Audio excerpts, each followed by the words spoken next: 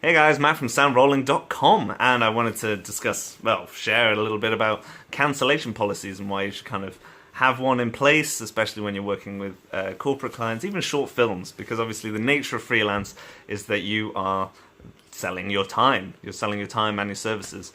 So people generally book you for a whole day because obviously if you do a shoot, even if it's a few hours, then obviously that's the whole day taken up. Again, if it's like 2 till 3, that's the middle of the day. It's going to take a whole day to shoot. You're not going to be able to fit anything in.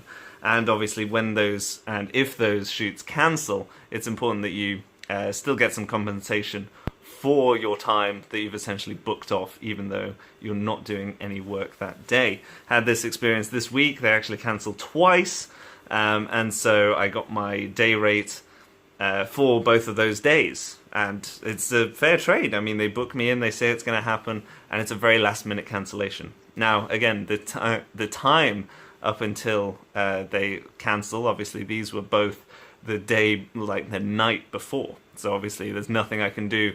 No one's likely to call me for work even, so it's just one of those things where that just has to happen. But obviously leading up shoots, obviously people tend to pencil you in a lot. It's because they're waiting on lots of other things to obviously confirm to make sure the shoot can go ahead. And it's just good for you to be able to start thinking about your own cancellation policy.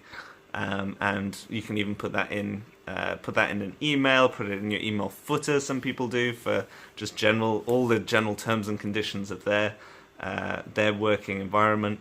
It's not something personally I've managed to do yet. I haven't really thought about it that much, but obviously cancellation policies are generally, if it's a day before, then obviously you still get the full amount, because obviously you can't suddenly find a work. Sometimes you do, but generally not going to happen.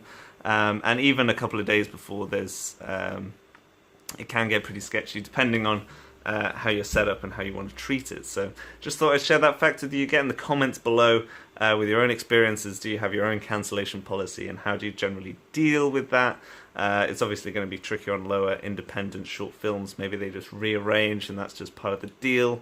But it's always good to bring these up beforehand, especially in written confirmation. It's always good as well. So that's sharing my little bit of my life today. So check out all the other stuff that I'm doing shortly. You might see a lot of videos wearing this green t-shirt because I've done quite a lot today with various different things. So until next time, subscribe!